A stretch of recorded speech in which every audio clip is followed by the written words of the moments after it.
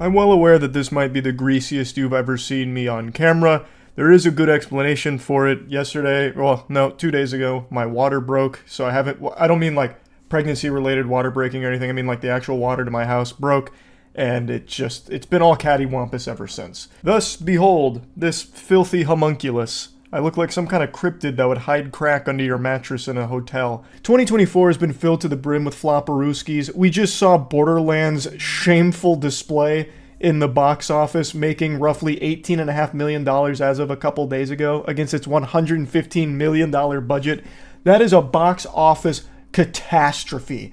That is like an Armageddon for the budget. Like, that doesn't even account for all of the marketing spend, I imagine. It's crazy how horrible that had performed, because it's a terrible movie, no doubt.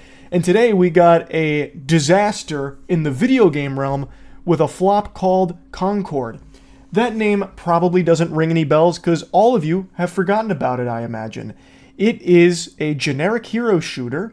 I made a video on it like a month and a half ago, and it's a game that the entire gaming community just kind of rolled their eyes at. It's this amalgamation of all of the worst parts of every hero shooter that's come before it, but set to 0.5 times speed.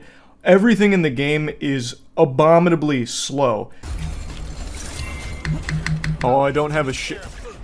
Holy! This might actually be the slowest movement I've ever seen in my life. It's like I'm on a treadmill. Oh my god. What's my Q? Generator's hot. On me. Don't know what that is. What's my... That's my shield.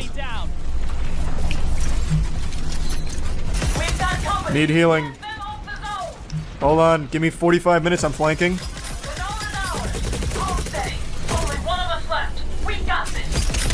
Oh my god, the reload. That's tragic. Oh, I can't even play the Okay. You have to switch characters after each round that you win. That sucks. I thought it was only if you were doing like really well. Can you never play a character again that you went around with? They're locked out for the rest of the game. So you win around and whatever character you won the round with, you can't play again for the rest of the match. It's like you're playing a Zack Snyder film where everything is in this nauseating, perpetual, slow motion, hypnotic state. It's just not very fun. But it's also not unplayable or awful. Like, it's not good by any means. The worst part about it is just how generic it is. It's a game that nobody wants, and if anyone likes this kind of game, there's 50 other games that just do it better than Concord. And what's exceptionally delusional about Concord in particular is that it's a $40 game. It doesn't even have the common courtesy to be free to play like every other multiplayer shooter on the market. So this game was dead on arrival without even arriving a month and a half ago, because that was the beta, the playtest. Now that it's here, it has come, and let me tell you, no one's there to swallow it. It didn't even break 700 players on Steam. But if you want something tasty to swallow, get Goof Juice, available at gamersupps.gg/moist. It's the best flavor ever made, I assure you. But yeah, anyway, Concord just barely over 650 players at launch. That's less than some bingo halls get with like 80-year-old octogenarians going in there and playing bingo. It's not exactly, you know, a great launch experience for Concord. To put that number in perspective, I compared it to the biggest flops in the gaming industry I could think of over the last couple years. Concord has less players than Redfall, for crying out loud, heavens to Betsy. And it actually has less peak players than Babylon's fucking Fall. Babylon's Fall is a game I think most of you have scrubbed from your memory, but this was, at the time, I'm actually having a Porky Pig meltdown right now because this is so shocking. Babylon's Fall was, at the time, a historic blunder. A crazy one. Babylon's Fall was so bad and so embarrassing they actually pulled the game from Steam. And yet, that had more peak players than Concord does. Concord just barely has a higher peak than Lord of the Rings Gollum, another game so floppy that the studio also got shut down for making it in the first place. Also, a couple articles report that Lord of the Rings Gollum actually did have more peak player count than Concord currently does. But according to Steam charts, Concord just barely squeaks out the W over Lord of the Rings Gollum. That's a full-blown flopperoo right there. This is a big budget game from PlayStation. This, no doubt, cost millions upon millions of dollars and a long time baking in the oven, and no one is here at the table waiting to be served this dish. I don't know how these games even get made, because from the very first trailer, when it became clear that it's a hero shooter, which is an unbelievably oversaturated market, everybody let out a collective sigh. I don't know who this game is for. I don't know who the target audience is, because even hero shooter enthusiasts, or even just multiplayer shooter enthusiasts, aren't going to choose this game to call home. They're not going to be climbing over each other, tearing at each other's flesh, trying to get a piece of that Concord action, because it's $40 fucking. And every other game in this genre is free, save for a couple of exceptions. It's a watered-down version of free games that exist right now, so who the fuck would be lining up to fork over 40 clams for this? Your $40 is better spent paying someone to give you a swirly in a public toilet. This is the most predictable flop I've ever seen. There's no dimension in the multiverse where this title is successful, and everybody knew it, except for the suits, I suppose. I don't even know how this got greenlit in the first place. Again, everything about it was just doomed to failure. And now, here it is, failing. I don't know if it's like a desperation thing where they had already developed for, so many years and spent X amount of money on this project, and they just felt obligated to release it come hell or high water to try and recoup some of that investment. That's probably the case because, 600 people paying $40 for the game is better than 0, I suppose. But you know what's better than just recouping some of your investment? Not investing in turbo ass in the first place. Again, I don't even get how this project ever even made it to a launch. This should have just been an idea that people laughed at the meeting and said, yeah, imagine if we actually wasted time and money doing that, and then moved on to a better project. It's such a shame because no doubt there's talented developers that worked on this, not because they wanted to, but because that's the project they were given. All the time and resources went into what they believed would be just an easy layup of just another hero shooter because it's a popular genre, not realizing that nobody wants more hero shooters, especially not ones with $40 price tag, to enter and play. It's just so simple and so avoidable. I had to talk about it though because it's a flop that's hard not to laugh at. I think it's important to mention that the game is sitting at mostly positive reviews at the moment, so the community that's playing it, however small it is, does seem to be enjoying it. And I gotta be honest, I don't really understand why. If this game was free, I'd totally get it. This is just an alternative to other games that are out there that maybe you're growing tired of, maybe it's getting stale. But it's $40 and you're just getting a worse version of those games. There is not a single thing that Concord does that no other game does, and everything that it does okay, other games do well. So I just don't really understand why there's anyone speaking so highly of it. If it was free, again, I would totally get it, but it's not. You're paying $40 and you're getting something worse than things that are free. I know I keep repeating that, but it just boggles my mind. So I just wanted to talk about it a little bit because this is a very impressive flop. You don't usually see games open, big budget games, open to under 1,000 players, especially not a game that has this much money going into it and this much, meat behind it. Usually, even the biggest flops that you've heard about, like fucking Suicide Squad, Kill the Justice League, that had 13.1 thousand players on launch, and that game lost the company a reported $100 million or more. So this is pretty rare to see a game flop to this degree. So I want to talk about it. That's really about it. So yeah. Today we're taking a look at Suicide Squad, Kill the Justice League. I'll go ahead and admit up front and honest here, I had no expectations of this game whatsoever. I thought it was going to be pretty bad. I'm a huge fan of Rocksteady, and I thought this was going to be their first blemish, their first real miss. I love the Arkhamverse. I even love Arkham Origins. Even though I think it's the weakest of the bunch, I still think it's a great game. But everything they showed from Suicide Squad, from its marketing material to it being a live service game, just didn't look appealing to me.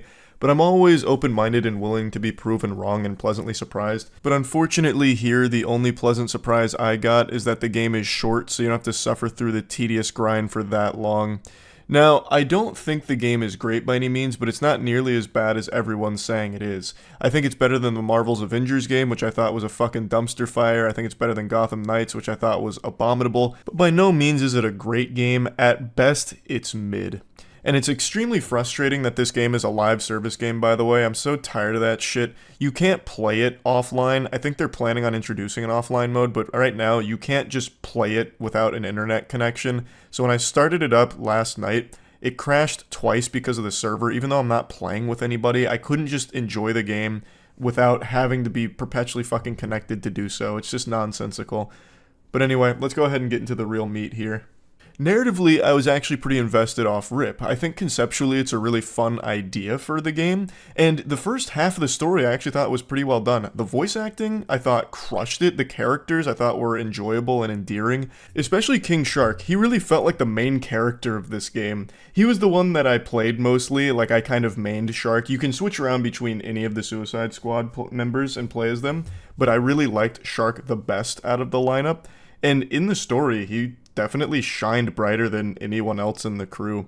The writing's going to be really hit or miss depending on who you are and what really tickles you. For me, a lot of the jokes weren't landing, and that's probably because the characters just never shut the fuck up. It's just this perpetual cacophony of noise as characters scramble to shout a joke every time you move in the game.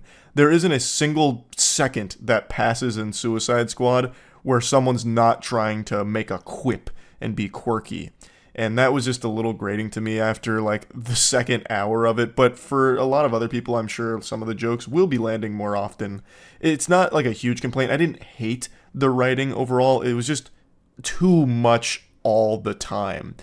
But, like I said, narratively, I was invested in the beginning. Unfortunately, it falls off so hard in the second half. The second half just goes fucking hog wild into the stupidest ideas imaginable. I don't want to spoil anything, but the second half of this story, the tits just get blown wide open. It goes so cattywampus, I don't know what happened. It feels like there might have been some kind of internal panic, maybe like a crunch time, and they just felt they needed to wrap the game up as quickly and unsatisfactory as possible. Because they had set up something good. Like I said, I spent the first half enjoying the story, and the second half is a disaster, an absolute disaster. And it's made worse by the fact that this game has the most despicable boss battles I've played in a long time. The boss battles in this game are laughably pathetic. So when you're fighting the Justice League, that's not a spoiler, the name of the game is fucking Kill the Justice League, so obviously you're going to be fighting them. When you're fighting the Justice League, the boss battles are so underwhelming. I would have rather you not fight them at all, and it just gives you quick time events as your fight with them. Or just give me like a fucking visual novel, a point and click, anything besides the boss battles in this game, because they are trash. So let me give you an example. This was in some of the gameplay footage, so it won't be a spoiler. When you're fighting the Flash, he does 2 moves. He has literally 2 moves that I can recall. I don't think he even has a third one. And all you do is you dodge his tornado, and then you dodge his beam, and then you counter it. And when you counter it, then you can shoot him a little bit. And you do that for like 3 bars of health or whatever, and then that's the end. And it's just every single time you do one of these boss battles, there's no real reward, there's no payoff, there's nothing cinematic about it. They just kind of plop over and go, like they just plop over dead. Because you found their one weakness, enough bullets. It's so bad. I don't know how the boss battles even exist in this state. Why no one stood up and said, listen guys, these suck. Why was there no hero at Rocksteady that said, guys, we gotta redo these boss battles because PU, it's stinky, and all of our quality assurance testers are bored out of their minds doing these fights. And I guess to give you a little minor spoiler, but just to really drive this point home, the final boss fight, the boss you've been striving to fight and defeat this entire fucking game, is literally just using the exact same moveset as your first boss fight. It's the Flash. He uses the Flash's 2 moves, and that's it. They couldn't even design a unique moveset for the final boss that you spend fucking 10 hours grinding to get to. It's just pathetic. The boss fights are truly horrendous. Like, the bosses just aren't fun to fight or anything at all. It's just a headache. Now, let's talk about the gameplay, though. So, the gameplay I actually enjoyed quite a bit in the beginning. It's flashy, it's fast, it's fun. The movement I enjoyed the entire time. I actually think the movement from all the characters is really fun, except Harley. I didn't really like Harley Quinn's movement all that much, but the rest have really fun ways of traversing the world. And the gameplay I did enjoy for a time. but it becomes so repetitive by like hour 4 that it becomes a chore to keep doing. Now, and I don't think it's even really the gameplay's fault. I think that's the fault of the lack of enemy variety. There's only 3 enemies in the game, I'm pretty sure. I think there's just 3. And the way you fight them doesn't change. You do the same thing for every single enemy. You don't have to fight them a special way or do anything different to beat them. You just keep pumping them full of lead, occasionally counter, and that's really it. You can melee too, but the melee's really bare bones here, unfortunately. It also doesn't help that it's the most boring enemies in gaming. It's just alien zombies that shoot. That's it. So while the gameplay was fun in the beginning, it got really tedious by towards the end. The combat is fast, it's flashy, and there is some fun variety to the builds that you can do because you find these different weapons that change things around, tweak things, give you modifiers, and you can do some pretty interesting stuff. But it just really loses its luster when there's nothing to really test it against because it's just the same enemies repeated over and over and over again, and you don't have to do anything really special to beat them. You just shoot them a lot and then occasionally counter when there's a blue indicator. Another thing that holds the gameplay back and makes the combat feel dull is the missions. The missions are tragic, absolutely insulting, because the missions are the same things over and over and over again. It's so repetitive. And God, please, heavens to Betsy, save yourself from this game if you hate escort missions, because there's so many. There's escort missions out the wazoo. I can't believe we're still getting escort missions in 2024, let alone this many. There were so many escort missions in this, I was nauseated. But even when you're not doing the boring escort missions, you're doing these fucking boring, like, tower blow-up missions, where all you do is you kill like a group of 4 enemies that zap in, they phase in. You kill those 4, which breaks a shield on the crystal that they're protecting, and then that crystal opens up the incubator, so then you go to the incubator and then just press square and it blows that up. Mission complete. And you'll do that like 5 or 6 times. And if it's not that mission, then it's the mission where you need to collect data. So you kill some enemies that spawn in, and you get little data cards, and you bring them back to your truck. And then you do that 8 times, and then 16 times. And those are like, that's the kind of missions that you get in this. And I really think it's because they needed to make that for it to work as a live service game. They needed these easy, simple, repeatable missions in order to make these daily challenges, so we keep logging in for your dailies and whatever. And it sucks. The missions are so bad. They're so boring. And it's just, after the first hour of the game, you have experienced every mission the game has to offer throughout the entire 9 to 10 hours of the game. In fact, the final mission leading up to the final boss is just doing the previous 2 missions. It super sucks. You just blow up the incubators and then you go and gather data chips and bring them back to the Goober Mobile, and you rinse and repeat that process all the way up until you get to the final boss, which is just the copy and pasted Flash moveset. It is so lame and underwhelming. Like, the combat, like I said, was fun for a while, but there's just really no opportunity for it to shine when there's just nothing really new to do with it, because you're doing the same shit over and over and over and over again. It really is a shame, because I do think there was potential with the gameplay formula. I was skeptical going in that they'd make that work, but they did. Like, I actually think there was real potential with using these mechanics that they introduced for its combat, but it was surrounded by like the worst design choices and just nothing to do with it at all. It's such a shame. And I really think it's because of this live service thing that they were forced to fucking shoehorn into the project. Now, I'm sure the project was always envisioned as a live service game, but I know this wasn't their first choice. It's very well documented Rocksteady wanted to do other projects, but then ended up on this one, and then some of these, well, I think pretty much all of like the senior Rocksteady staff left. So it became not the project that they set out to make. And it really feels that way. So much in here feels like it was some kind of corporate decision to put it in, as opposed to like an actual, game developers like, this would be a good idea. It just feels like so much of this was here because it felt it needed to be for the live service model. It's just so sad. Rocksteady's games meant a lot to me, and to see them put this out just makes me upset. Because I know they can make great games. We've seen them make banger after banger. But this is a clunker. It's not, again, it's not as bad as everyone is saying it is. It's just inexcusably mid.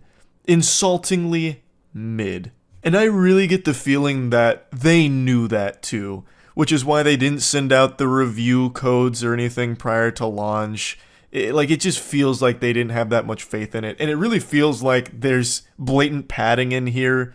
Like, I can't think of an explanation for why there's so many escort missions. Everybody, every developer, every player in the world knows that escort missions are flops. Nobody likes escort missions. And there are so many in here. What a fucking fumble. What an absolute fumble. There's just no reason for that to be here other than they felt forced to put in these like really generic, repeatable standard missions because it's fucking live service. It's just not great. Anyway, plugging Suicide Squad Kill the Justice League into the Moist meter, I'm going to have to be giving this a 45%. And I guess mid would be a 50% here, just perfectly average in the middle, but I'm giving it a little under that because the second half of the story is truly abhorrent. And the second half of the game is just spammed with the worst missions the game has to offer. So it gets very, very, very annoying towards the end of the game here. So it's just a shame. I also do predict that this game won't be around long. It's looking like they're trying to get like 12 seasons out of the game, 12 to 13 seasons out of the live service experience here. So even when you beat the game, it's not done. I think there is a non-zero chance this game doesn't make it to 12 seasons. I think they might pull the plug on it before then, thus it would never actually be completed. And if they don't introduce the offline mode in time, you'd never be able to play it again because you'd need the online, which they, I think, would probably take off if this game doesn't sell super well. So it's just really a game that's not worth the $70 price tag right now. It certainly wasn't worth the $100 I paid to play it early for the early access to it. But anyway, that's really about it.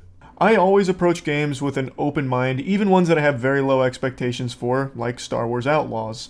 Darman always taught me, never judge a book by its cover. But this book reads exactly like the cover told me it would. Generic, dull, open-world Ubisoft experience. Or really lack thereof an experience. Ubisoft is like the Ed Gein of gaming companies. They just keep putting different skin on the same formula. First it was Avatar with Frontiers of Pandora, now it's Star Wars with Outlaws here. And it's just so exhausting. I'm only a handful of hours into this game, and I just can't see myself pushing through to finish it. It's just tedious. And oftentimes, just for the sake of being tedious. For example, when you're hacking into a door, splicing it, you do a tiny little rhythm minigame for the lock picking. And that's fine, like that's kind of cute. But then after you rhythm game lockpick that door, you then have to do it to the door 3 steps ahead of you. And then you have to do it for the container 4 steps ahead of you that you were supposed to do for the mission to get the item out of it. So you go back to back to back, lockpicking rhythm minigames, and you do this so many times so early in the game that you immediately just hate it. Now, I've seen quite a few other reviewers saying they ended up just turning it off, because that is one of the things you can do. You can just turn off the lockpicking minigame. I guess the developers recognize that shit sucks. And I think that's the optimal way of playing, because for some reason it almost feels like they're padding for time. You have to do so much of it, like from the very beginning for some reason. But anyway, I've seen a lot of people insulting this game, like just clowning on it, dunking on it for the complete absence of facial animations and lip syncing. So there's cutscenes and dialogue where characters, they don't move. They don't emote or gesture or anything. They just like telepathically communicate and their mouth doesn't move. It's like if you went to a ventriloquism act and the guy working the dummy doesn't do this with the mouth. It is weird, it's off-putting, but that's also like the least of my problems with this game. The main gripe I have with it is just how generic and boring it is. Like, I can't even say it's necessarily a bad game, because I have no doubt there are people that will appreciate just getting fed the exact same pile of shit for the 50th time from Ubisoft. Like, it becomes comfort food at that point from the chef. So I know there's going to be people that actually enjoy it, and I don't think there's anything wrong with that, but I am so tired of this same game getting pushed out from Ubisoft. Like, I don't think this game is unplayably awful, it's just mind-numbingly boring and uninteresting. The story is about as cliche and generic as it comes, at least so far. The characters, it really does feel like all of it is just characters that were written by AI, and I'm really tired of giving that fucking criticism, but it does feel that way. They don't have any real personality. It also doesn't even really feel like the voice actors are trying all that hard to try and breathe life into the characters. It just feels like everything about this game is just going through the motions. So the game is a huge emphasis on stealth, but the stealth turbo ass, it super sucks. So you'll be oftentimes hiding in tall grass, because that's the extent of the stealth mechanics here. So you crouch in tall grass, you whistle to lure someone over, and then you do the stealth takedown, which I think is the stupidest takedowns I've seen in stealth games, where she basically pops out. The main character's name is Kay. So Kay will basically pop out and do this. Give them the fucking, knuckle sandwich here, insta KO them, or sometimes do like a gut punch into a haymaker, and then that's your stealth takedown. But sometimes when you're doing the stealth takedown from the bush like you're supposed to, it'll still alert the entire area, even if there was no one around to hear it. Like a fucking tree falling in the forest, but everyone somehow hears it despite not being in the forest. It's ridiculous. And it's really inconsistent, because sometimes you'll do that, and if you get caught in a lot of these missions, it's an instant fail, so you have to do it again. And you'll do it again like Groundhog Day, and this time, magically, nobody sees you do it. So it's just kind of inconsistent with those mechanics there and what the AI sees and doesn't see. And sometimes the AI is just broken. So not every mission results in a failure if you don't do stealth. Sometimes you can go loud and, use your blaster. And I'll get to the combat in a minute. But sometimes in my playthrough, when I would go loud, the AI would just cease to function. Like, I'd stand right in front of somebody, and the AI would just be like, "Where are they? What's that noise?" And just like shooting to the sides, or like shooting at where I was maybe 15 seconds ago. But even when everything's working as intended, it's still just not fun gunplay or combat. So you have your blaster, and you have a couple different modes you'll unlock for your blaster that do different things and excel in different situations. And you're just stuck with the goddamn noisy cricket the whole time, that little tiny blaster that looks like a toy. There is an ability to pick up better weapons from enemies that you kill, but it's temporary, and you drop them anytime you do another action, like climb a ladder or something, so then you're just right back to the same blaster. It's just, I don't know, I didn't have any fun with it. Like, I don't think it's bad. Like, it's definitely serviceable, but I don't think serviceable warrants $70. Like, there's nothing in this game that I think it does really well, other than one mechanic that I actually found myself enjoying far more than I would have expected to, and that's your animal companion, Nyx.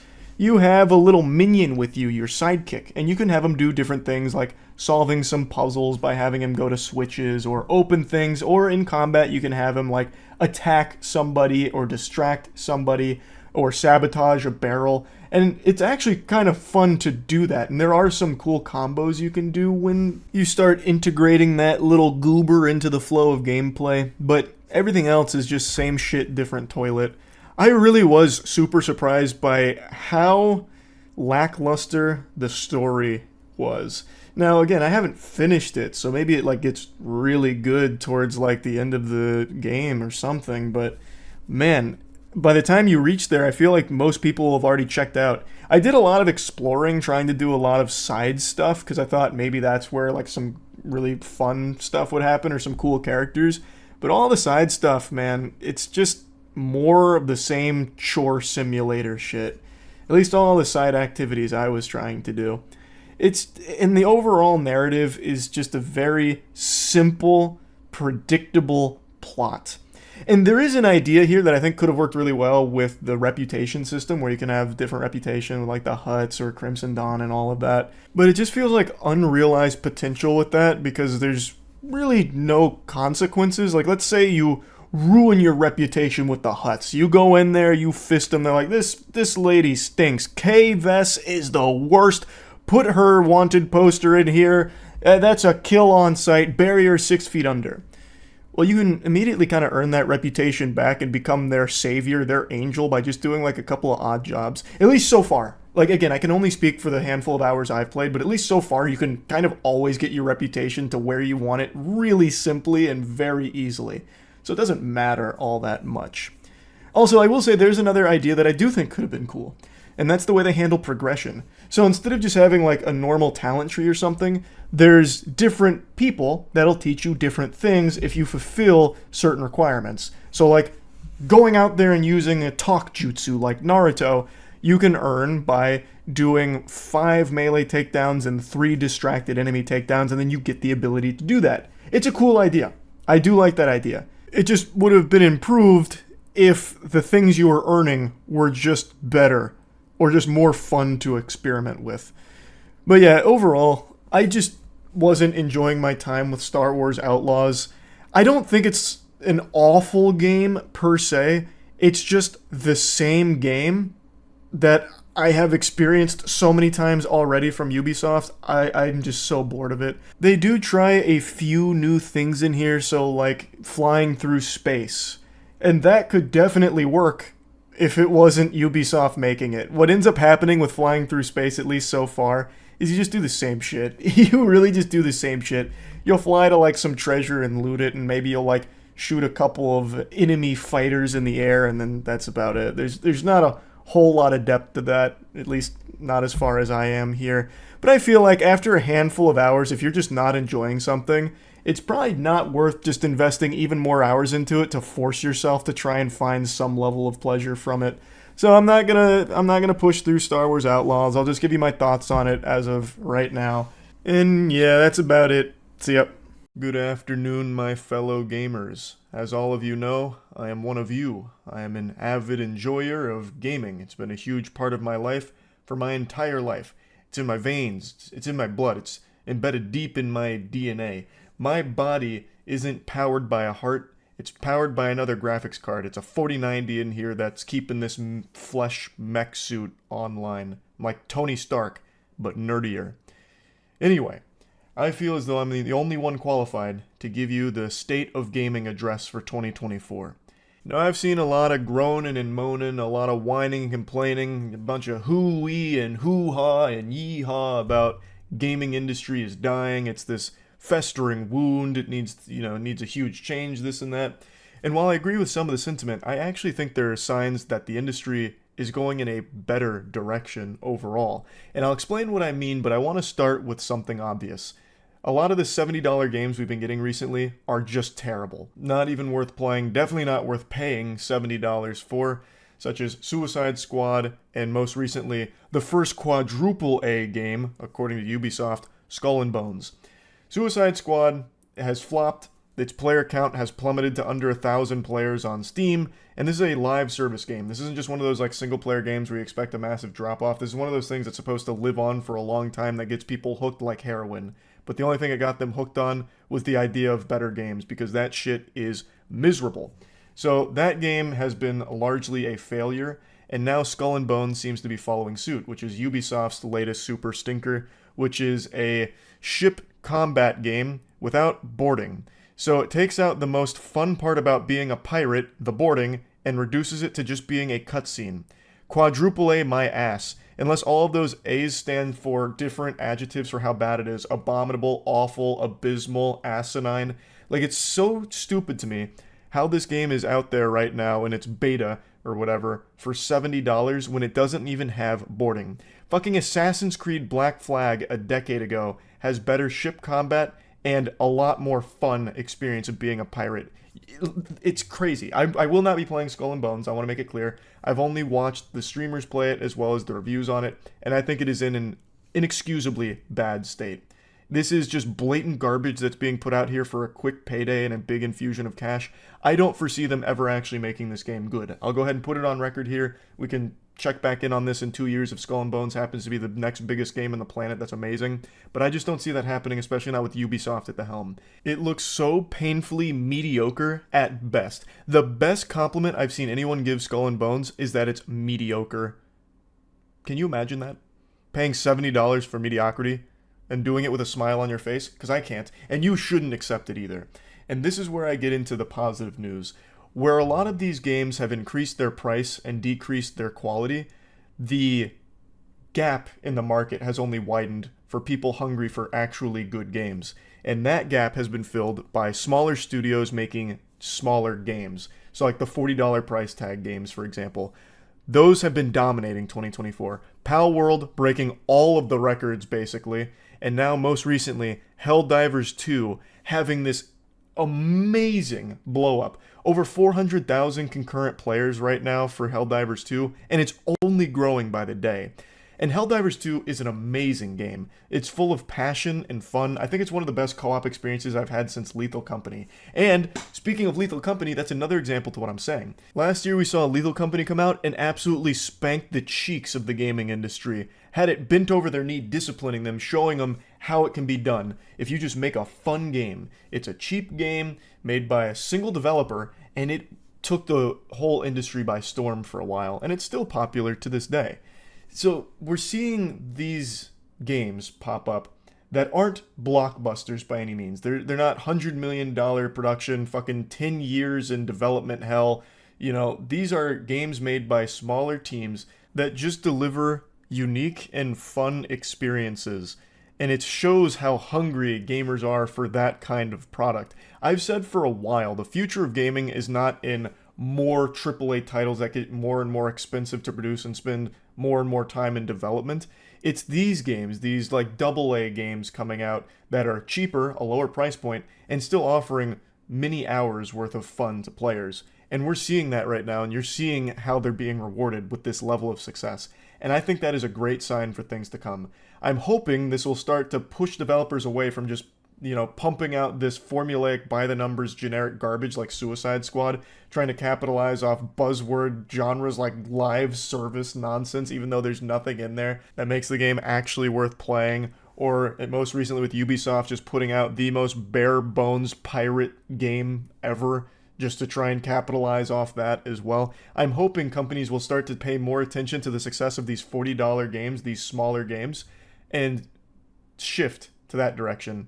Instead of spending 5 years developing a pile of mediocre garbage, why not spend a year or so developing something that's much smaller in scale, but tries to do something different that is just a fun game for maybe like 10, 15 hours even. You don't need a game that's going to keep a player hooked for like 80 hours plus by just delivering more escort missions like Suicide Squad aims to do. You can be satisfied by delivering like a $20 to $40 game that gives a player 15 hours worth of fun, and they're done with it by the end. That's totally fine. You get your money's worth, and that makes me excited. Now, granted, the 3 examples I've given of these massive games that are smaller teams, smaller price, Pal World, Helldivers 2, Lethal Company, those games have tons and tons and tons of hours worth of content in them for you to enjoy. But I still think there's nothing wrong if the industry shifts to making smaller games that are only like 15 hours worth of entertainment, as long as it's a really unique experience and it's fun to play. I think you will get your money's worth, and the price point being at that 20 to 40 range. Like the $70 price tag should be reserved for the really meaningful titles, like a GTA 6 style thing. Obviously, that's the most extreme example. But when you see a $70 price tag for something, you're expecting the highest level of quality. But right now, when you see $70 or $60, it's you could be getting the worst game of the year. Fucking Jujutsu Kaisen Cursed Clash is a $60 game right now. And that game is unforgivably awful. And I think it's good news that these AAA developers are not being rewarded for it. Like, again, Suicide Squad flopping, Jujutsu Kaisen Curse Clash, the most refunded game in history, I believe, according to one of the articles I read, which makes sense because anyone that bought that game actually got scammed. Actually, just completely full-blown blatant scam, so it makes sense everyone would be refunding it.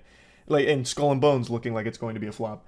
All of these big-budget productions that are being sold for $60 to $70 are not really turning a big profit for these companies. So I feel like they're going to start to pay a lot more attention to the smaller budget titles and the titles that they can actually do more with, because you won't need to invest years upon years of development time to it. You instead just need to invest into a good idea and a passionate team that can deliver something fun for a reasonable price. Like, it's that simple. And we're seeing this proven time and time again now, more often now than ever. So I actually like the direction the gaming industry is going right now, because we're rewarding some of the more unique titles, the more fun titles like the Helldivers. Like, it's nice to see that. Recently, the most popular games haven't been dominated by AAA blockbusters just bullying indie titles or anything. It's actually been the smaller studios, the smaller, cheaper games that are annihilating the big boys on the block. And I just think that's great. So I'm excited to see if this trend continues throughout 2024. It's still very early. We haven't seen the biggest heavy hitters of 2024 come out yet. So I guess that remains to be seen how exactly it's all going to shape up. But I wanted to talk about it a little bit because it put a smile on my face seeing the success of Helldivers today. Helldivers was really like the catalyst that made me want to talk about it because I really love everything they've done with that game.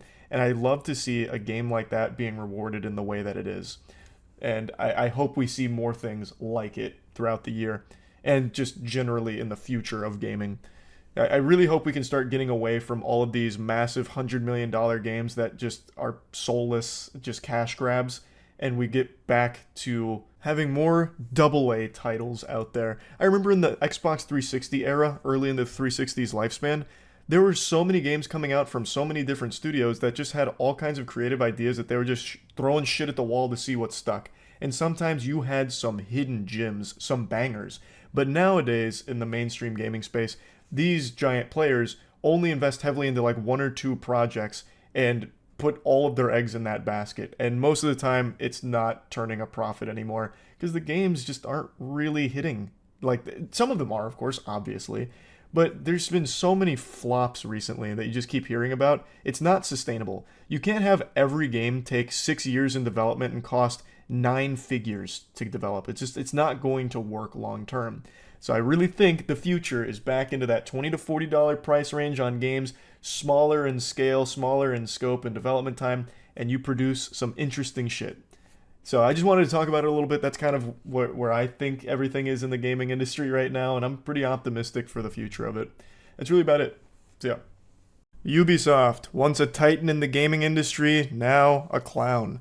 Getting dangerously close to becoming Blockbuster right before our little peepers here. It just keeps getting worse for them. Yesterday they announced they're shutting down XDefiant, which was their big game. Like, this is the game that for the last year they had been putting all of their elbow grease into. They were spitting in both of their hands, getting down and dirty, trying to push this game to everyone as much as possible.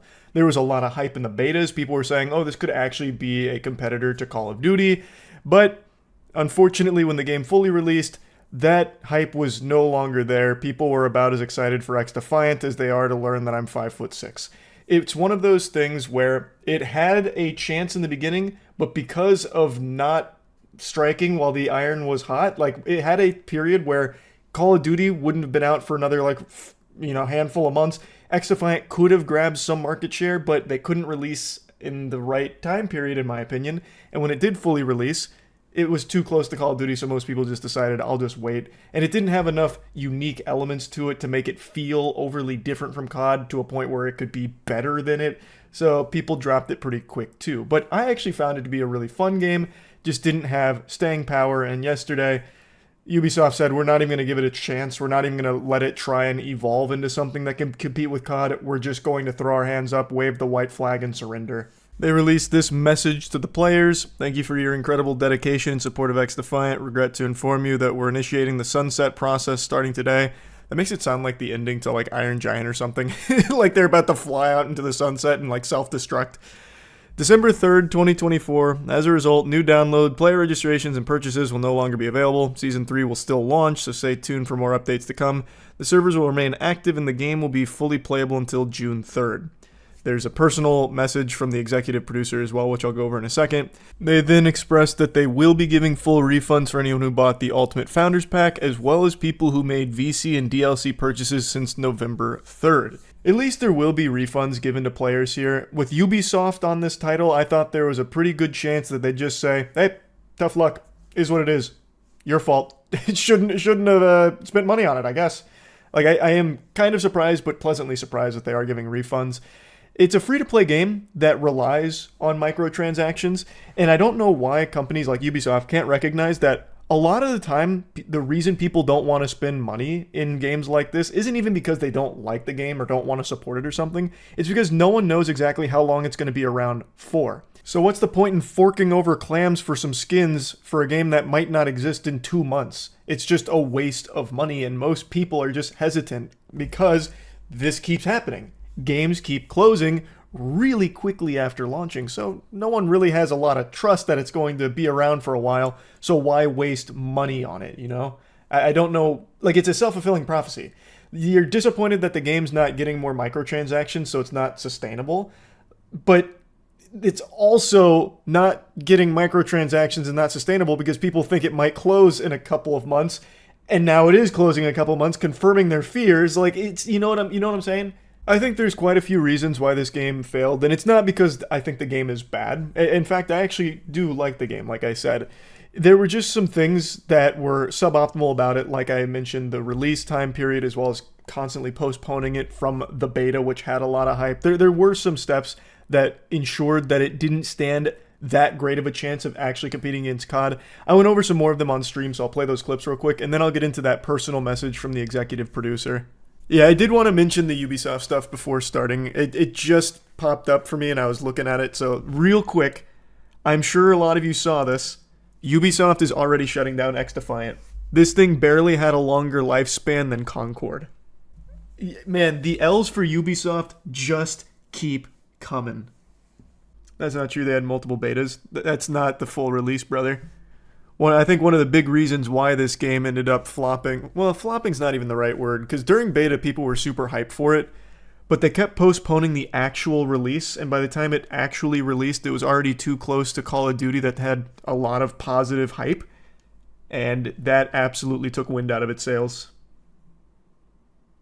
I also think the biggest reason that it didn't survive very long is because they relegated to the sarcophagus of Uplay. Nobody wants to download Uplay for any reason. The only reason people even have Uplay is because they're forced to for Siege. If not for Siege, nobody would have this. And the only way to get XDefiant was through Uplay. So by not being on Steam and being like readily accessible on PC, I think that destroyed their chances. Skull and Bones is still up. It'll save this sinking ship. That's true. They still have their quadruple A Skull and Bones. Everyone loves Skull and Bones. But it's actually not just XDefiant that's getting the plug pulled on them. I read this as well. Well, man, it's not letting me open the whole tweet. But Ubisoft is closing a lot of their studios. They're cutting 277 positions through these closures.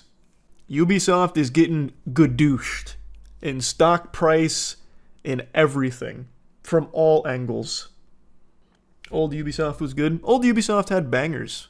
New Ubisoft releases NFT games in 2024. It is such a shame, man. I did like XDefiant during beta, but once it came full release, I didn't touch it. There was other games that it was competing with, like it released in the middle of other games I was playing. Never went to it. Then I just played the new Call of Duty when it came. If Assassin's Creed Shadows fall, if Assassin's Creed Shadows doesn't go ballistic, I think Ubisoft gets purchased by a different entity. I think Tencent takes them. That's my little game theory. That is their last hope, and I don't have a lot of faith in Assassin's Creed Shadows because I think most people, like myself, are kind of fatigued with it. I'm always shooting spitballs at Ubisoft, and this one warrants a big loogie going through the pipes. It is brutal. Absolutely tragic. Well, not tragic. It's Ubisoft's own fault. It's not like the universe is working against them. Ubisoft themselves is working against their best interests. So they're shutting down Ubisoft San Francisco and Osaka. And then they're downsizing elsewhere, so it's around 277 people that are about to lose their jobs from it. What was the budget for XDefiant? I'm gonna speculate. I would guess between 50 and 100 million. Especially, that's not taking in marketing, but with especially like the amount of faith they had in this, I would think anything, it's 80 million.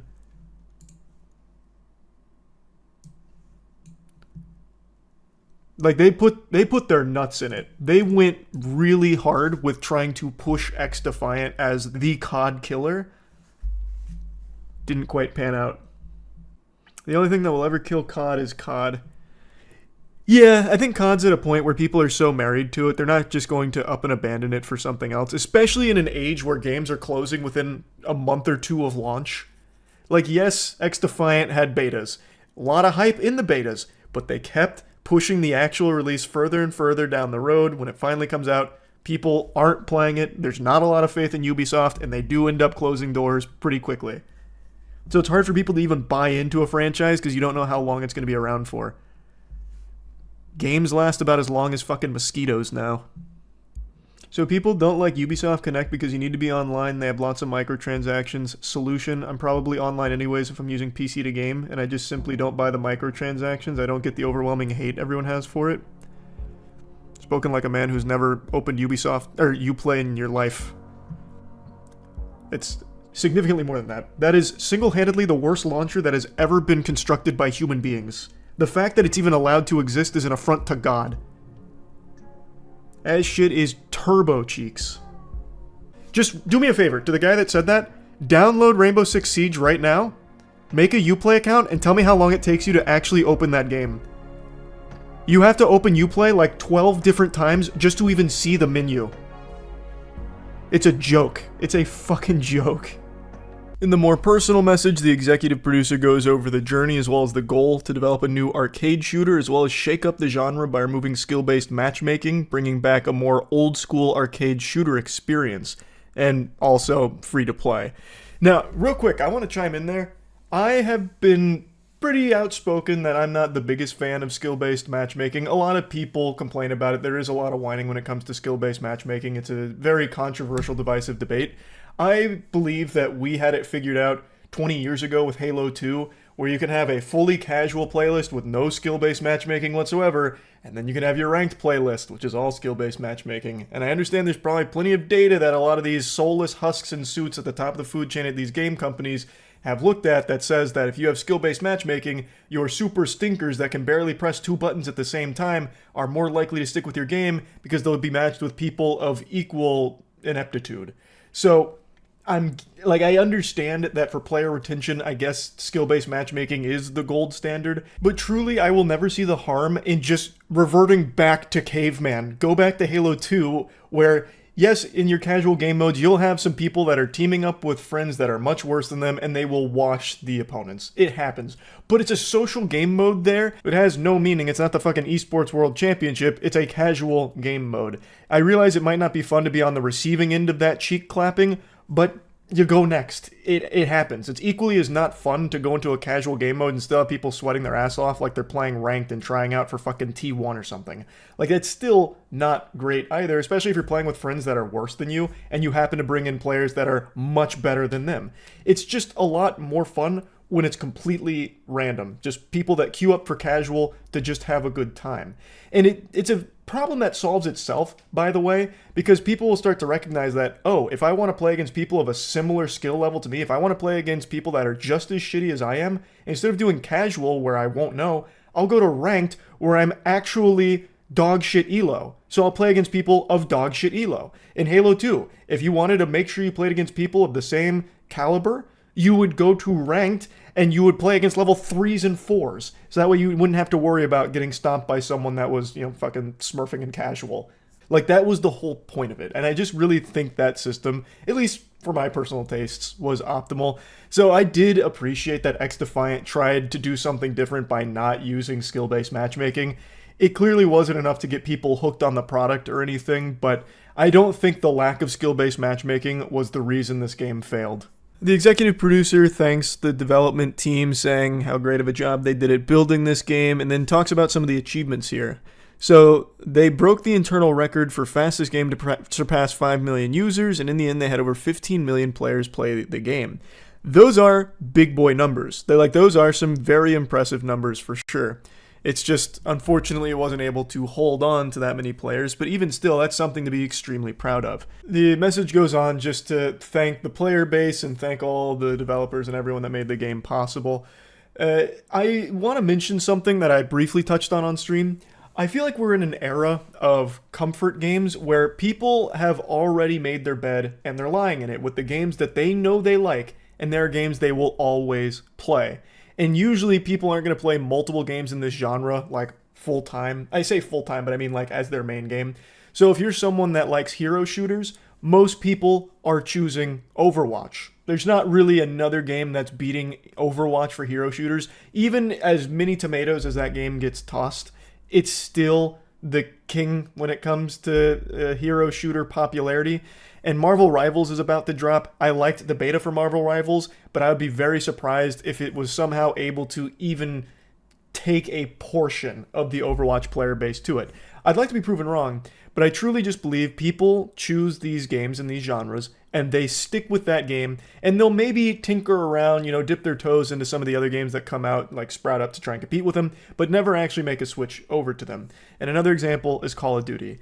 How many times have we seen a Call of Duty killer pop up over the last decade? Too fucking many to count. And even a game like XDefiant, which did have huge player numbers, didn't have people stick with it because they'd rather just go back to their comfort game. Even though Call of Duty is getting a ton of shit, like a lot of people have been insulting the new Black Ops game, they still stick with it because it's their comfort game. That is their Call of Duty game, and they're not looking to find a replacement Call of Duty game, even though XDefiant was comparable. XDefiant I don't think was as fine-tuned as Call of Duty. Like, it's clearly hasn't been around as long as Call of Duty, so it doesn't have the formula down and the feels a little off. But overall, it had a lot of potential. It just never really had a chance to grow on it and evolve and reach that level because it wasn't sustainable, because it didn't have enough people playing it. And I do think a large portion of that can be attributed to Uplay itself. So congrats, Ubisoft, you put the clown nose on again.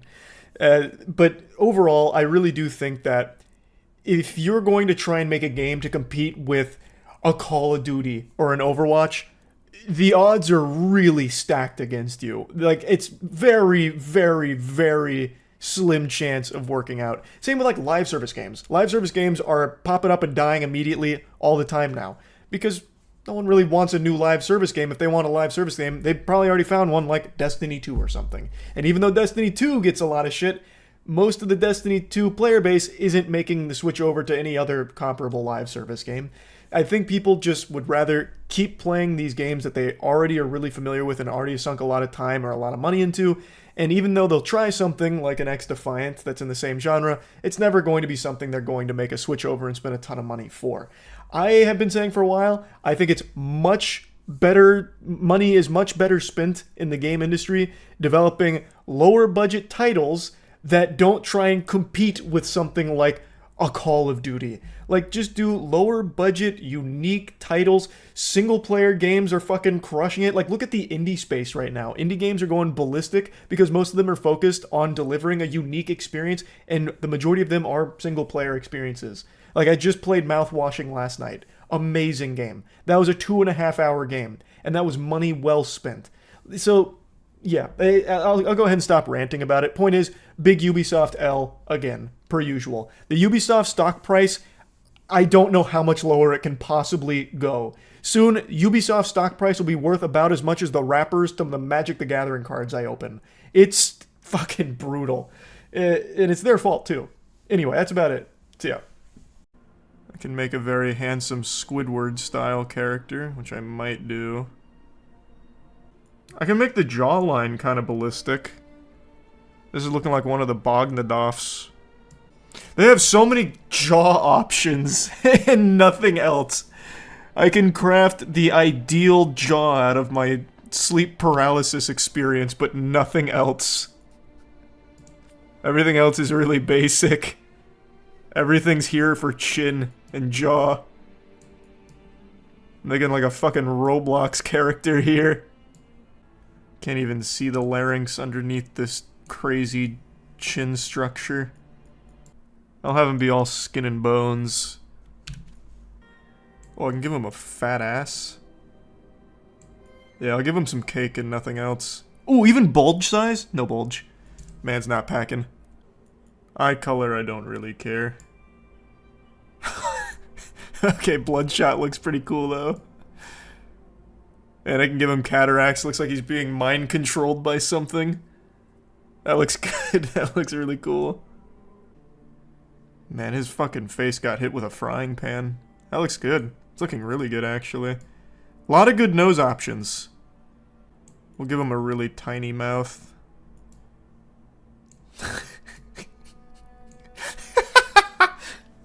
That looks cool. This guy's awesome. He's happy about it. He's smiling. It's like he's sucking on like a Jolly Rancher or something in there. Don't really care about the ears at all. I'd like to just turn them off if I could. Maybe that. Oh, definitely that. He had his horns trimmed by whoever broke his fucking nose. That's perfect. Yeah, that's the one. That's the one. Gale Gentle Sir. Why can't I go last name? Hello? Oh, it comes from my faction. What the fuck? That changes everything. I just keep coming to stupid names like Pubis Lydir. Which isn't bad. That sounds like that could be the name of a hero. Pubis Lydir. Let me see what that looks like. Let me see if it connects with me. We'll spell it like that. I don't hate it.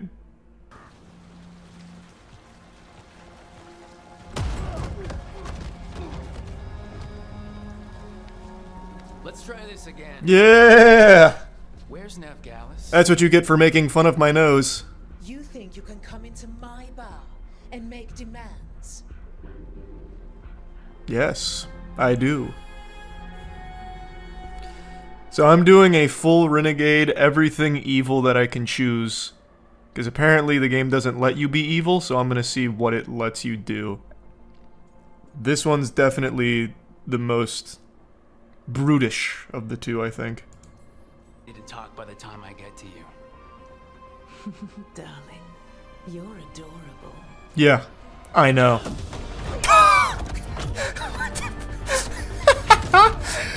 Why would that work? Why not just kick the guy? Why kick the barrel at the guy lightly? Oh shit!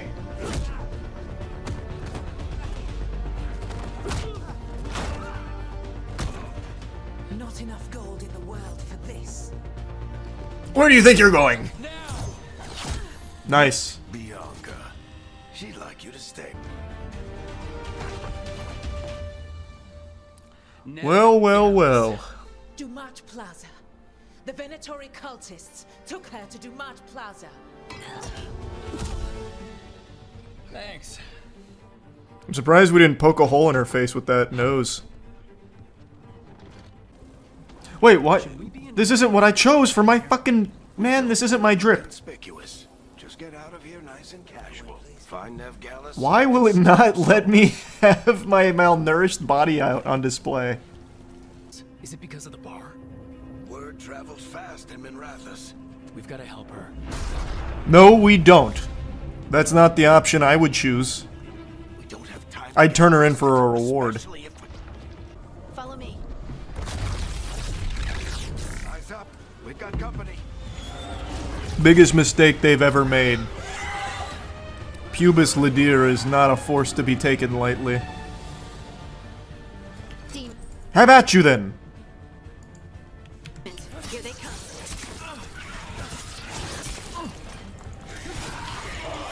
Take this! And some of that!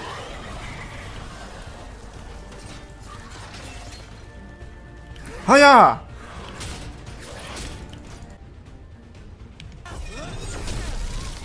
Nice. Huge play, Pubis. Another one! Oh, it's on cooldown. Oh wait, no, it costs... Not, I don't have enough rage. Now I have enough rage. Beware! Hiya! Another barrier. Appreciate it.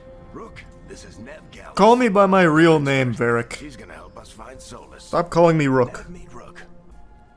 Now I want to challenge him to a duel. We haven't got a lot of time. Varric said you had a lead on Solus? You get right to the point. Yeah, I want to be evil, but the best I can do is just being direct. I like how that's like the renegade equivalent. Just being like efficient with your with your talking. Man, I like my little mallet though. It looks like what Eustace used to encourage the cowardly dog. Is Arlethan Forest. It fits my character so well. The power involved. Hiya!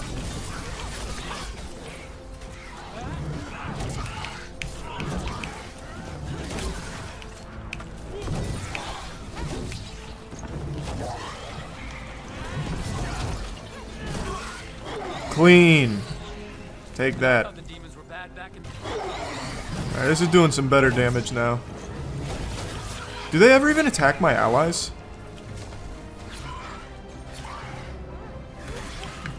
Wait, do they really just not attack them? Hey, buddy, you... Alright. Oh, wait. Wait. I feel like I can just have my companions attack them forever. And I'll just dodge. I don't even have to, like, fight. You're doing excellent work. I've trained you all well.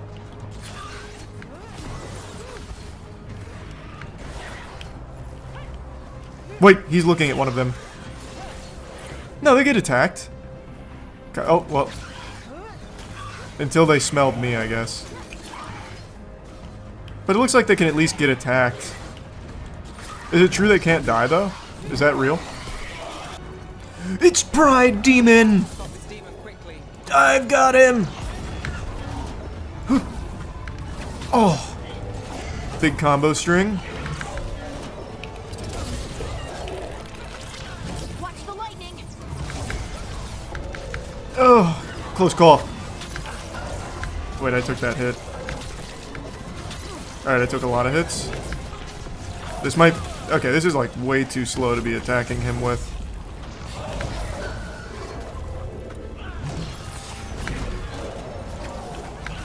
Never mind, I'm fine. Damn it, I missed it.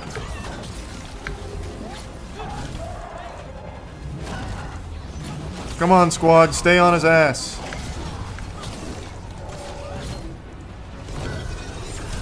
Huge! Big kick. How did a demon this large get through the veil? It's a pride demon. Damn thing probably sets Solus's ego. Damn it. Got him. And the veil is saved. Everyone all right? What do you think you're doing, Solus? Solus needs someone to sell him another option, to help him justify changing his mind.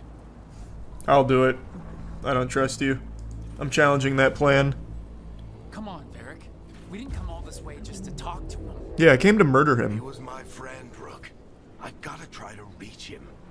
But if he won't listen to me, then he'll hear from Bianca.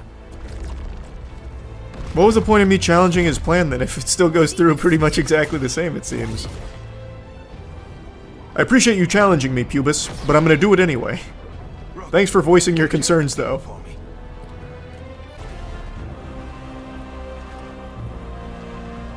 My god, he's bald. Very bald. Still working the cash register, eh, Squiddy? Please. Oh, Bianca! No! Always dying. Good point. It is what they do. That was pretty edgy. Valiant effort, Varric, but this story does not end with my downfall. I wouldn't be too sure, Solus. 'Cause you're in Pubis Ladir's world. And in my world, I win.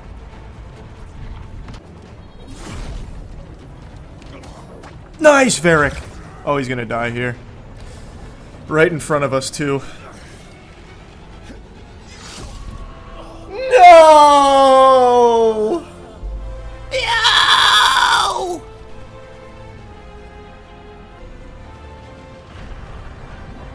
Damn you, Solus! I know what I did. I stopped you from destroying the world. I was not destroying the world. Well, why didn't you explain that to me better then? How about that? That's your fault. There was a misunderstanding, clearly. When you disrupted, they ruled the elves, but that was not enough. They sought not just to be obeyed, but to be worshipped. When I rebelled, they drew on the horrific magic of the Blight, corrupting all they saw until I trapped them. Thanks to you, though, I am now trapped, and the blighted elven gods walk free. I mean, it's like actually your fault, though. Like, when Varric came up to you talking about people dying, you said that's what they do is die? Like, how are we supposed to, like, deduce that you're not evil, you know what I mean, Solus? Like, this whole thing could have been prevented with a little bit better communication. It is still ultimately your fault. Fucking idiot. Thanks to me, I wasn't the one performing a big ritual to free them. Free them? My mortal enemies. I was ensuring that they would never escape their prison. Why not tell us that? I had a plan. Varric always said... Elganan and Gillenade are your problem to solve. This is your responsibility now. Good. It couldn't go to more capable hands. The soft, tender paws of Pubis Ladir. Do you want me to take the shot? Oh, you're alive. Look at you. This is your responsibility. Thing. We need to investigate. Figure out what we're dealing with before we rush in and make things worse. I'd like to rush in and make things More worse. people will Worse. get hurt I do not and want to killed investigate. While we spend time investigating? See, good point. Harding's right. Man, I am romancing the shit out of Harding right now. Than Solus, we don't have time to waste. About to get legendary sex scene in Act 2 here. We don't know what they can do. Oh no! It's a doohickey! Jesus Christ, no! Stop it! Oh no! Oh god!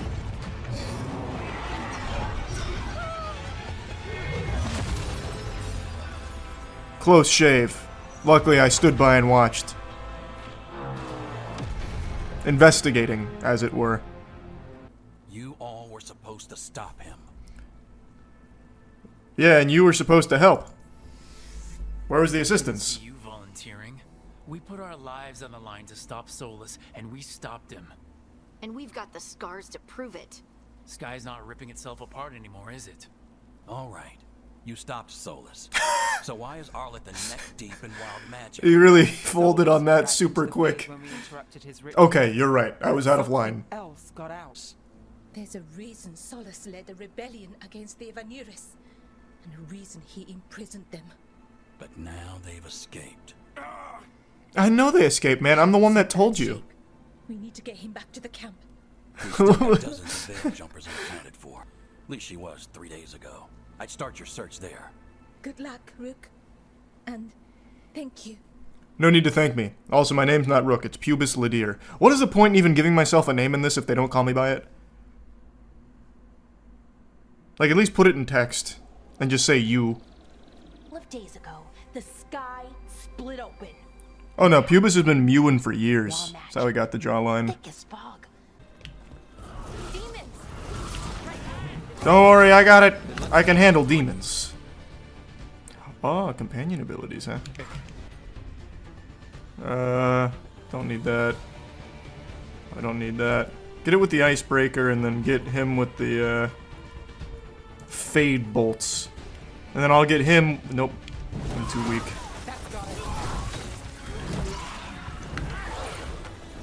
Nice. Oh yeah, wait, I got a new ability. Let me try it out.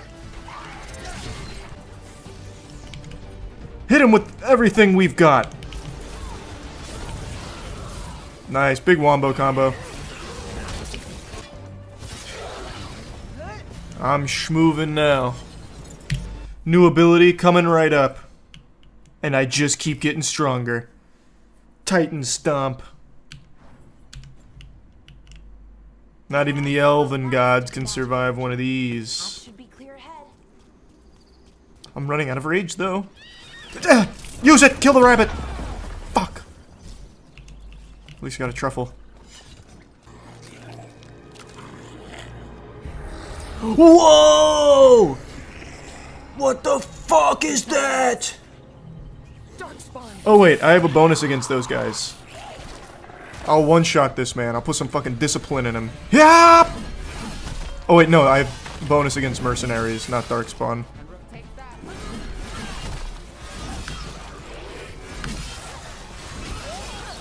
Clean. Darkspawn. Get out of here, Darkspawn! Get out of town! Ah!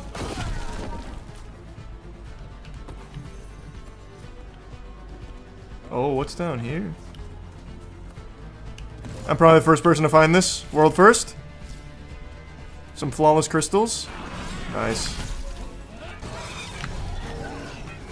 There's gotta be something for perfect dodge for increased damage, I imagine.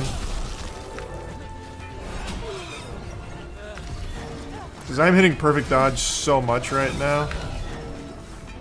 It's so free because they give you like that little thing over your head to let you know when to do it. Nice.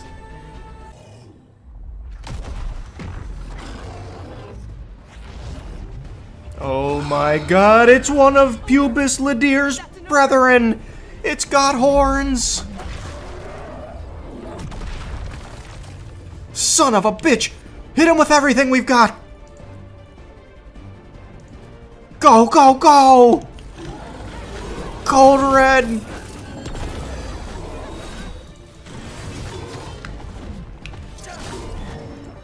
Does everything have the same attacks? Oh, that's new. There we go. Hooah!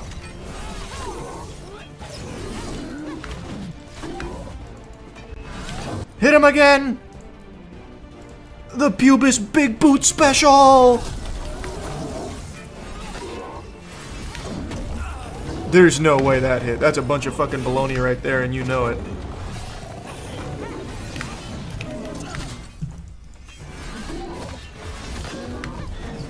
Hey-up!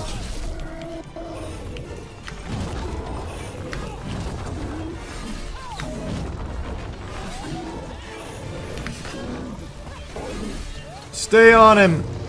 Don't let him scare you. Ah!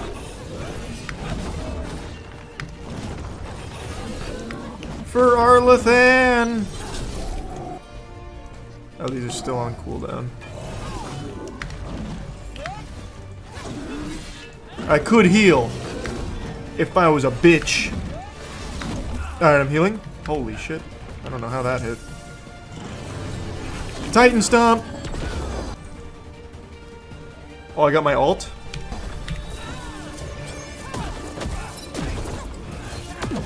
Nice.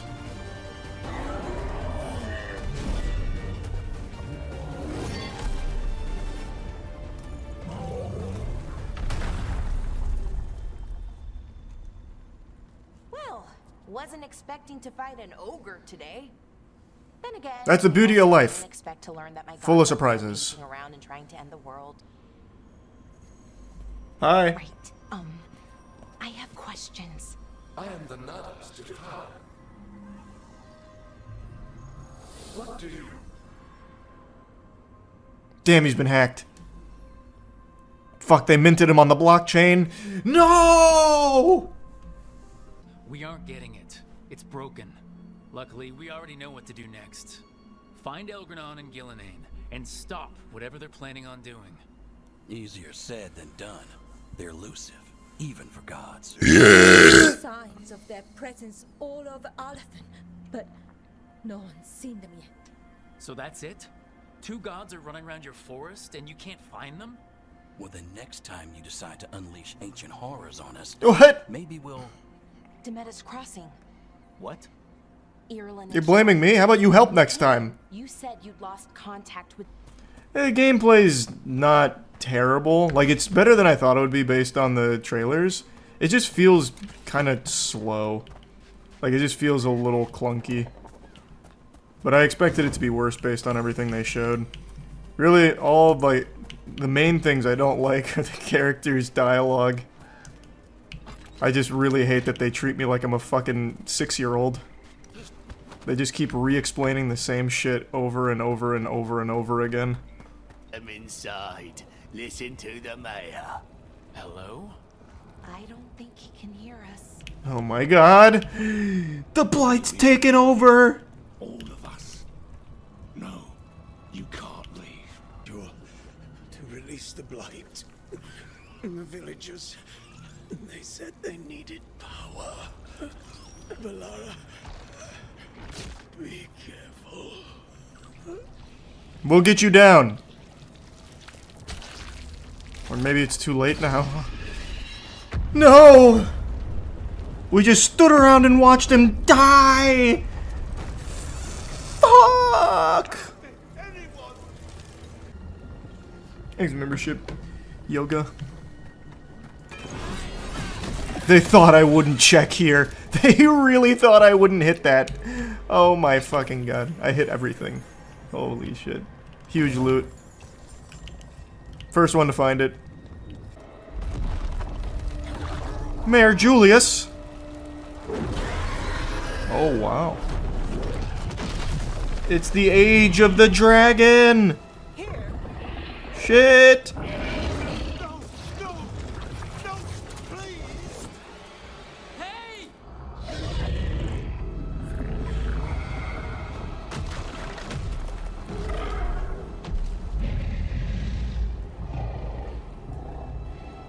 I'm gonna tame it.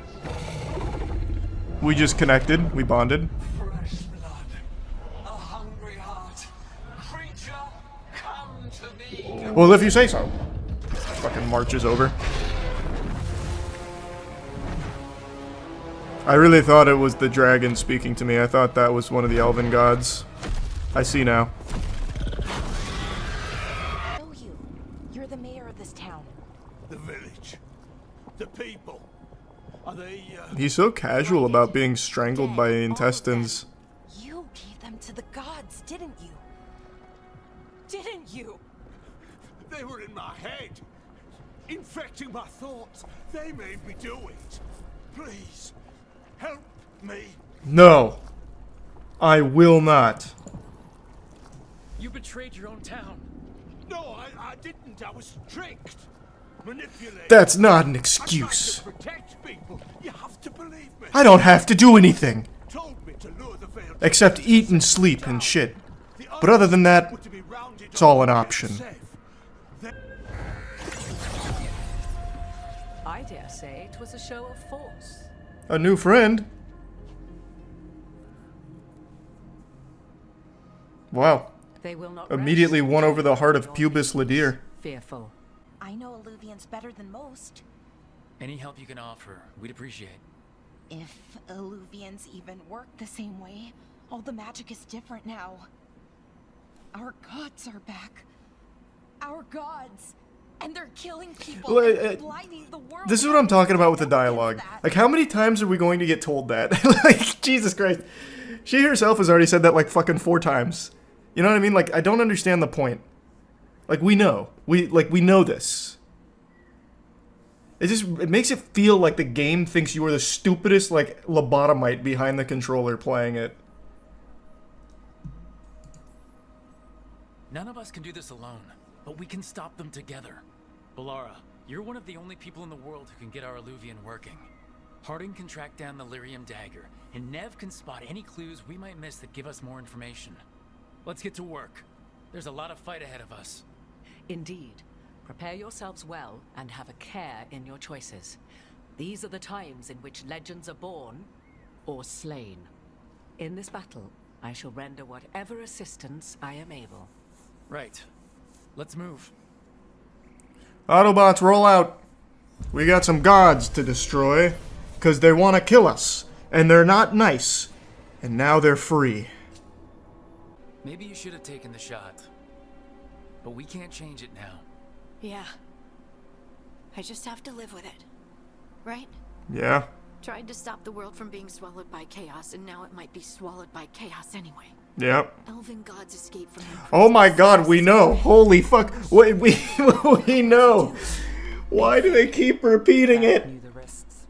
Jesus, this must be how Dormammu felt when Doctor Strange caught him in a time It's loop. not over. Oh my lord, I know. I like that about you, Lace. You don't stop fighting. You push for answers and action, while I can get stuck on questions forever.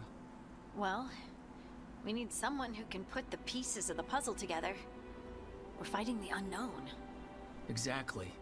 Everyone has a part to play. Oh, he's so optimistic. He's so happy. Because of our strengths. He wanted a team he could rely on. We have to be that team. Play to our strength. And rely on each other. Yes, friendship and teamwork. We just had this we actually just had that conversation. Like, actually 3 seconds ago with Morgan. Did we forget? Combat's better than I expected. Not great, but better than I thought it would be. The big thing is really the the writing is very, very bad. It's just kind of boring overall so far. I'm taking a lot of damage. I'm just kind of absent-mindedly hammering this guy. That's the dagger! Harding? Uh-oh.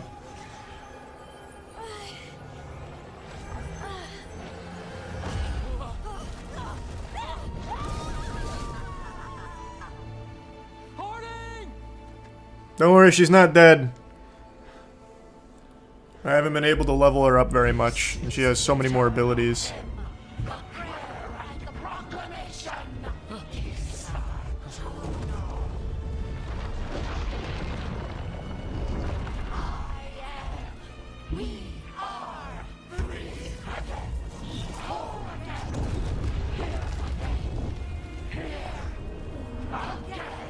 Harding, what are you saying? Oh my god! Harding! She was used as a puppet by the gods that we freed. Oh, here was their big thing about like the detonations and shit. I remember this from the gameplay trailers.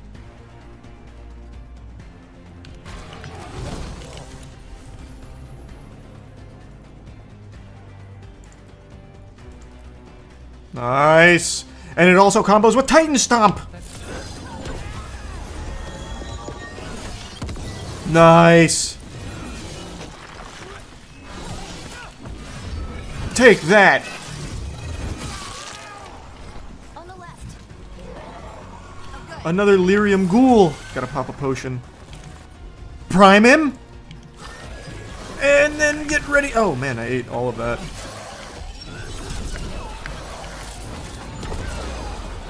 Is he primed?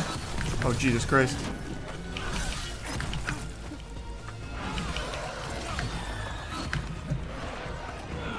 And now oh man. Still on cooldown. I also just noticed my health. I wasn't paying any attention.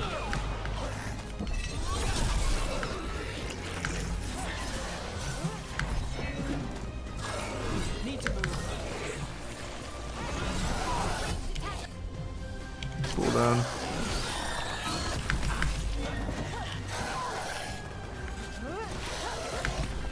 Jesus, man. The axe so far is really shit. It's too slow to like actually punish things. And since I can't parry with it, well, at least I don't think I can. I haven't really tried. I'll try it after this.